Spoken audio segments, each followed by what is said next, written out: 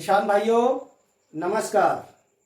मेरे चैनल कृषि ज्ञान सागर में आपका स्वागत है। तो मैंने आपको पिछली बार कहा था कि मैं आपको पपीता की खेती के बारे में विस्तार से बताऊंगा। तो देखिए, पपीता की खेती करने के लिए कुछ मुख्य बातों पर ध्यान देना होता है। वो सबसे पहले हम जानेंगे कि पपीता लगाने का सही समय क्या है। सबसे पहली बात तो यह है, हमें यही नहीं पता कि पपीता लगेगा कब। तो पपीता लगाने का सही समय क्या है, तो हमें देखिए सही जो समय है पपीता लगाने का, मार्च, यानी कि मार्च में भी 15 मार्च से और 15 अप्रैल। पपीता लगाने का जो सही समय है वो 15 मार्च से 15 अप्रैल है। इस समय में पपीता लगाते हैं तो वो सही उत्पादन देता है और बीमारियों से भी बच जाता है। लगाने के लिए हम पपीता को अक्टूबर नवंबर में भी लगा सकते हैं और बरसात के समय में जून जुलाई में भी लगा सकते हैं। लेकिन जो सबसे सही उचित समय है वो समय है 15 मार्च से 15 अप्रैल। तो देखिए, सबसे बड़ी बात यह है कि हमें लगाने का समय पता लगा कि हम पपीता कब लगाएंगे। तब हम 15 मार्च और 15 अप्रैल तक पपीता लगाएंगे। तो इससे पहले हमको नर्सरी तैयार करनी होगी, पौध बनानी होगी। देखिए, इसकी क्या है, पौध लगती है तो हमें पौध लगानी होगी। अब पौध लगाने के लिए हम इसकी जनवरी या फरवरी महीने में नर्सरी डालेंगे। जनवरी से फरवरी का महीना नर्सरी के लिए अति उत्तम होता है। जनवरी मान लो 15, इसको कहेंगे हम वैसे तरीके से 15 जनवरी और ये फरवरी, फर्स्ट मतलब 15 फरवरी। 15 जनवरी से लेकर के 15 फरवरी तक हम पौध बनाते हैं। तो ये पौध जो है 15 जनवरी से हम यदि पौध बनाते हैं तो 15 मार्च तक हम लगा सकते हैं इसको, और यदि 15 फरवरी तक हम पौध बनाते हैं तो इसके 15 अप्रैल तक हम लगा सकते हैं। यानी कि पौध जो है ना 1-1.25 महीने में परफेक्ट तरीके से लगाने लायक हो जाती है। यानी कि इसका जो प्लांट लगाया जाता है वो 6 इंची लगभग प्लांट हो जाए तो उसको हम लगा देते हैं, दूसरी जगह उसका रोपण कर देते हैं। तो ये जानकारी मिली अभी पहली बार हमको कि हमें लगाना कब है। नर्सरी कब डालनी है हमको, 15 जनवरी से 15 फरवरी तक नर्सरी डाल देनी है। उसके बाद 15 मार्च से 15 अप्रैल तक ट्रांसप्लांटिंग कर देनी है। तब ये हम कंप्लीट करते हैं। तो देखिए, ये तो हो गया नर्सरी बनाना और ये हो गया यहां तक नर्सरी। अब हमें करना क्या है, नर्सरी बन गई, ट्रांसप्लांटिंग हो गई। ट्रांसप्लांटिंग करने से पहले खेत की तैयारी का विशेष ध्यान रखना है। पपीता की खेती करने के लिए जल निकास वाली जमीन होना जरूरी है। यानी कि जल भराव वाली जमीन जहां है वहां पर पपीता ना करें, क्योंकि इसमें जल का भराव होने से जड़ गलन, तना गलन, कई सारी बीमारियां आ जाती हैं। तो इसको जल निकास वाली जगह चाहिए। तथा इसको बलुई दोमट मिट्टी है तो बहुत अच्छी बात, बाकी इसको सैंडी सॉइल है तो भी अच्छी बात, यानी कि भूरा मिट्टी, तो ये बहुत अच्छी बात है। ज्यादा काली मिट्टी में भी पपीता ना करें, क्योंकि इसको पपीता की फसल को बहुत ज्यादा पानी की आवश्यकता नहीं होती है। इसलिए जल निकास वाली जमीन होना जरूरी है। तो पपीता लगाने से पहले, जैसे कि आप 15 अप्रैल को पपीता लगा रहे हैं, मतलब 15 मार्च से 15 अप्रैल के बीच पपीता लगाते हैं, तो लगाने से करीब 1 महीना पहले आप इसके गड्ढों की खुदाई कर दें। गड्ढों की खुदाई करके उनको 10-15 दिन धूप लगाएं। जब धूप लग जाती है तो उस निकली हुई मिट्टी में गोबर की सड़ी खाद, यानी कि बिल्कुल गली हुई खाद, 3-4 साल पुरानी खाद होनी चाहिए, भुरभुरी खाद, मतलब जो कंपोस्ट होता है, गोबर कंपोस्ट, तो ये आप उसमें मिट्टी में देखिए 3 हिस्सा मिट्टी और 1 हिस्सा गोबर की खाद मिलाएं और फिर बाद में 15 दिन धूप लगाने के बाद गड्ढों को फिर उसमें गोबर की खाद और जो मिट्टी मिली हुई है उससे गड्ढे को भर दें। गड्ढे को भरने के बाद तब पौध आपकी तैयार हो जाती है।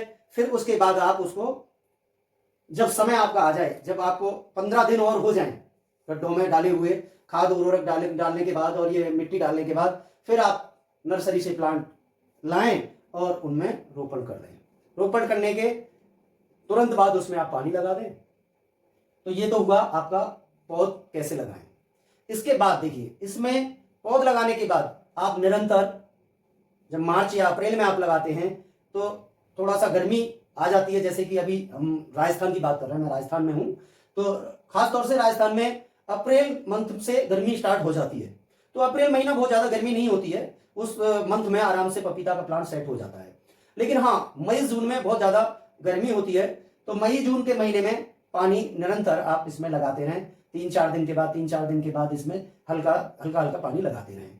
या बहुत सही तरीका है कि आप ड्रिप सिस्टम भी लगा सकते हैं, तो ड्रिप सिस्टम लगाते हैं तो और ज्यादा अच्छा है। बाकी नहीं है तो भी आप पानी इसमें लगा, अपना किसी भी साधन के थ्रू, या तो आप हजारा से पानी दे रहे हैं या फिर आप किसी नाली में पानी छोड़ के लगा रहे हैं, तो इस तरीके से आप पानी लगा सकते हैं। ठीक है, तो पानी लगाते रहें। इसमें जब प्लांट देखिए पहले 6 महीने तक जो पेड़ होता है, उस समय इसमें बहुत ज्यादा कुछ ऐसी बीमारियां आती हैं, तो उनका निवारण करना और उनको पहचानना बहुत जरूरी है। जो इसमें जो बीमारियां आती हैं, सबसे पहले आपने देखा होगा छोटा पेड़ होता है तो छोटे पेड़ में सकिंग पेस्ट बहुत लगता है, यानी कि चूसने वाले कीड़े, रस चूसक कीड़े होते हैं। तो ये जो कीड़े आ जाते हैं तो उस कारण इसमें वायरस आ जाता है। वायरस आने मतलब इसमें क्या आता है, मोजेक वायरस आ जाता है, सॉरी मोजेक वायरस आ जाता है। तो यानी कि पत्तियां बिल्कुल मुड़ जाती हैं, इसको हम कर्ल वायरस भी कह देते हैं। पत्तियां इसकी मुड़ जाती हैं, पीली पड़ जाती हैं। तो इसका उपचार देखिए, ये यदि इस टाइप की कोई बीमारी आती है और इसमें कई बार फफूंदी भी लग जाती है, पत्ते के पीछे देखेंगे आप सफेद सफेद हो जाता है, पत्ते के ऊपर की सतह पर, नीचे की सतह पर पीला पीला हो जाता है। कई बार तना होता है, तना गलने लग जाता है। तो उस कई बार क्या है, इसमें कुछ फंगस भी लग जाता है, वायरस लगता है, फंगस लग जाता है। तो जो वायरस आता है वो रस चूसक कीड़ों के थ्रू आता है, या कुछ जो है ना कई बार बटरफ्लाई वगैरह इसके थ्रू भी आ जाता है। तो हमें क्या करना है कि इनका भी समय पर उपचार करना है। तो यदि आप जानते हैं कि जब आपका लगे कि कोई भी वायरस आ रहा है पत्ते पे, यदि कोई कीड़ा है, मान लीजिए कोई मच्छर है, माहू है, एफिड है, इस टाइप का कुछ है, तो आप उस समय इसमें इमीडा का स्प्रे कर सकते हैं। इमीडा क्लोरोप्रिड का स्प्रे करते हैं तो उससे ये सही हो जाता है। तो 1.5 ml पर लीटर, 1.5 से 2 ml पर लीटर इमीडा क्लोरोप्रिड का आप स्प्रे कर सकते हैं। तो उससे एक बचाव हो जाता है कि आपके रस चूसक कीड़े नहीं आएंगे। उसको बार बार आप हर 15 दिन में, 20 दिन में, तब आपको थोड़ा सा लगे, तभी इसमें मान लो जो कि मच्छर आ रहा है कि कुछ पेड़ों पे पीलापन आ रहा है, तो तब आप इसमें इस दवाई का स्प्रे कर सकते हैं। साथ में आप लगता है कि आपको फफूंदी भी आ रही है, तो फफूंदी में आप किसी भी फफूंदी नाशक का भी इसमें स्प्रे कर सकते हैं, जैसे मेटल एक्सल है, मैंकोजेब है, कार्बनडिज्म है। तो ये इन चीजों का आप मेटल एक्सल मैंकोजेब या मेटल एक्सल मैंकोजेब और इनका स्प्रे आप कर सकते हैं। तो इन चीजों का भी आप उसके साथ ही स्प्रे कर सकते हैं। तो इसके बचाव के लिए तब आप स्प्रे करते रहेंगे, पानी समय पर देते रहेंगे। फिर उसके बाद जब ये इसका फ्रूटिंग समय आता है, तब इसको आप थोड़ा सा खाद पानी खुराक का ध्यान रखें। तब खाद पानी खुराक में आप इसमें एनपीके बहुत ज्यादा इसमें जरूरत नहीं है। पपीता की फसल के लिए बहुत ज्यादा खाद पानी की जरूरत नहीं है कि आपको जो है ना इसमें बहुत ज्यादा, जैसे कि बहुत ऐसी फसलें हैं जिनमें बहुत ज्यादा यूरिया, डीएपी और इस टाइप की आप जो है ना उर्वरक देते हैं। इसमें क्या है कि एक एनपीके का आप जो है ना देते रहें, और छोटा मोटा जो है ना कोई जो माइक्रोन्यूट्रिएंट है उसको डालते रहें। तो इस तरीके से जब उसको आप फ्रूटिंग टाइम पर डालते हैं तो फ्रूट बड़ा हो जाता है, अच्छा हो जाता है, और हाइट भी अच्छी हो जाती है प्लांट की, स्टेम भी अच्छा हो जाता है। तो ये चीज आपको ध्यान में रखनी है। तो आप क्या करेंगे, इस तरीके से आप खेती करते हैं पपीता की, तो मेरा मानना है यदि इन चीजों को आप ध्यान में रखते हैं तो पपीता की फसल बहुत अच्छी तरीके से आप कर सकते हैं। देखिए, जो पपीता की जो फसल होती है, पपीता की फसल लगभग 12-14 महीने में कंप्लीट हो जाती है। 12 से 14 महीने की फसल होती है। तुड़ाई तो ये 8-9 महीने बाद इसमें जो है ना तुड़ाई चालू हो जाती है। इसकी जो तुड़ाई 8-9 महीने बाद चालू हो जाती है, बाकी 12-14 महीने तक इसकी फसल पूरी हो जाती है। और जो इसमें मिनिमम जो पैदावार है, देखिए जो मिनिमम पैदावार होती है प्रति प्लांट, प्रति पौधा, जो मिनिमम पैदावार होती है वो लगभग देखो 20 20 से 30 केजी।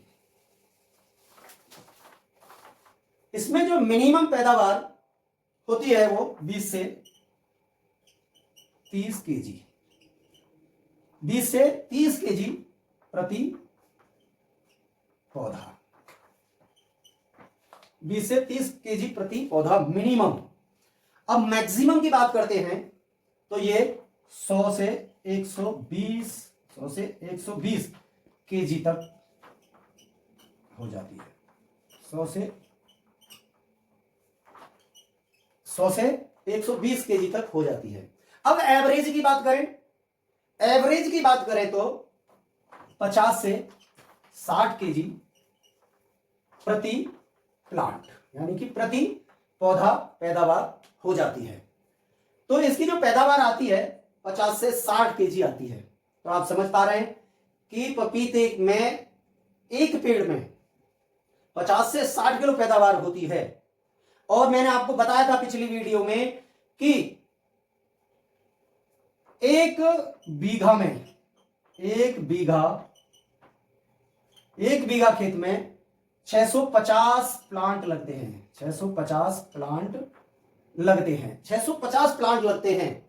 तो यदि पैदावार 50 या 60 केजी प्रति प्लांट आती है, 50 इंटू 50 या इसको देखिए, मान लीजिए प्रति पौधा 50 या 60 केजी पैदावार आती है, तो अपन 60 पकड़ लें, 650 प्लांट इंटू 60। तो देखिए मैं आपको कैलकुलेट करता हूं कितना केजी पैदावार हो सकती है। 650 इंटू 60, 650 इंटू 60, ये 39,000 केजी, 39,000 केजी ये जो होता है 39,000 केजी पैदावार मिलती है। यानी कि 39,000 केजी पैदावार मिलती है। 39,000 एक बीघे से, यदि 39,000 केजी पैदावार मिली तो 39,000, और पपीते का भाव 10 रुपये आपको मिला तो कितना हो जाएगा, 39,000 इंटू 10, तो ये 3,90,000 होता है। ये 3,90,000 पैदावार, 3 लाख और ये 90,000 पैदावार पपीते की एक बीघा से निकलती है। यदि यही भाव 20 रुपए मिल जाता है, यदि यही भाव 20 रुपए मिल जाता है तो इसका डबल आप कर लीजिए, इसका आप डबल कर लीजिए। 3,90,000 इंटू 2, तो ये 7,80,000 तक जा सकती है। ये पैदावार 7,80,000 तक जा सकती है। तो इस तरीके से पपीता की खेती यदि आप करते हैं, तो पपीता की खेती आप जैसे गेहूं की खेती कर रहे हैं, या आप जो है ना कोई भी रबी में या किसी में खरीफ में कोई भी खेती आप करते हैं, तो पपीता की खेती करते हैं तो आप कई गुना उससे ज्यादा मुनाफा पा सकते हैं। और इनकी करने की शस्त्र क्रियाएं आपसे आनी चाहिए, और आप ये सब कुछ इस तरीके से आप करते हैं तो मैं गारंटी के साथ आपको बोल सकता हूं कि आप ये पैदावार अचीव कर सकते हैं। तो किसान भाइयों, मेरा आज का यही टॉपिक था।